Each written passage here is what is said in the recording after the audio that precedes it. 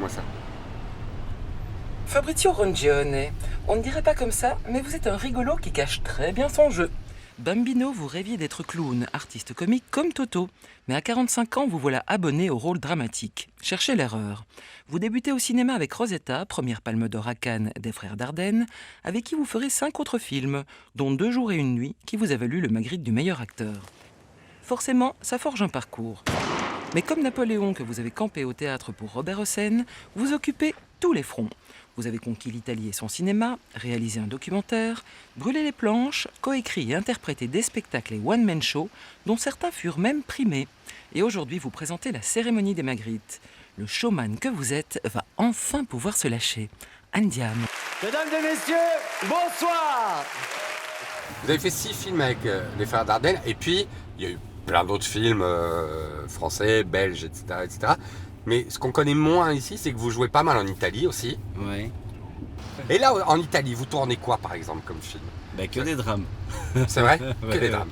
En fait, en Italie, je suis, pour eux, je suis l'acteur des Dardennes. Évidemment. Et donc, en fait, les Ardennes, c'est toujours la même métaphore, hein, nul n'est prophète, mais en Italie, les Dardennes, c'est vraiment... C'est des dieux, quoi. C'est des dieux, quoi. Ouais. Et donc, du coup, le cinéma italien est désastré parce que financièrement, c'est la catastrophe depuis l'arrivée de Berlusconi, donc depuis les années 80, quoi, depuis l'arrivée avec ses télés et tout. Mais ils ont quand même gardé une tradition d'écriture. Et donc, je reçois des scénarios de l'Italie qui sont extraordinaires. Vous tournez combien de mois par an en cinéma en moyenne, vous, par exemple, Fabrizio? J'ai tourné 11 films en 2 ans il y a 2 ans, il y a 2 et 3 ans, et l'année dernière, j'en ai tourné qu'un. Oui, là. Et en Italie. Ouais. Donc en fait, j'ai des périodes qui sont très calmes. C'est angoissant, ça? Ah ouais, c'est très angoissant. Moi, tout ce qui me sauve, c'est écrire, quoi. Si j'écrivais pas, je serais... Vous attendriez près du téléphone, quoi. Ah ouais, mais et malgré tout, je le fais quand même. Je reste un acteur, quoi. Et donc, c'est très angoissant parce que vous vous remettez beaucoup en question. Parce qu'en fait, être acteur, c'est dépendre du désir de quelqu'un. Nous sommes que des êtres de désir. Désirés. Donc, on est désiré ou on ne l'est pas. Quand on est désiré, on est rassuré. Et quand on n'est pas désiré, ben, il y a tout votre être qui... Vous remettez en question tout. Quelque chose dont on n'a pas parlé, c'est la télévision. Parce qu'à la télévision, vous avez en gros joué dans 2 grosses séries. Il y en a une qui s'appelle Mafiosa. Ouais. Et l'autre s'appelle Un village français.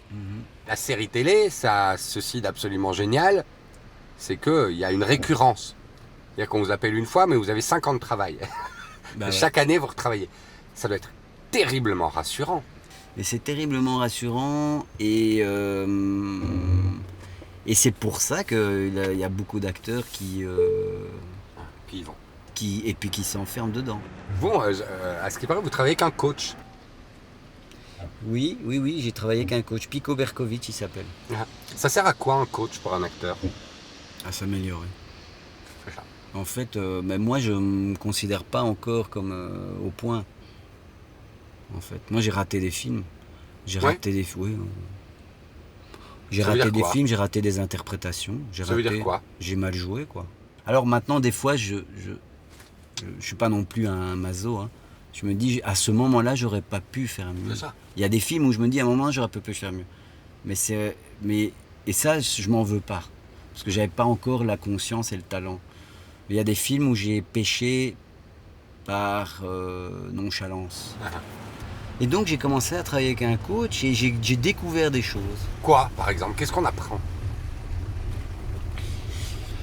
Je vais te dire un truc qui a l'air d'être une hérésie, hein. Mais une des choses qui m'avait le plus marqué, qui m'avait dit au tout début, c'est que ton pire ennemi, c'est le texte.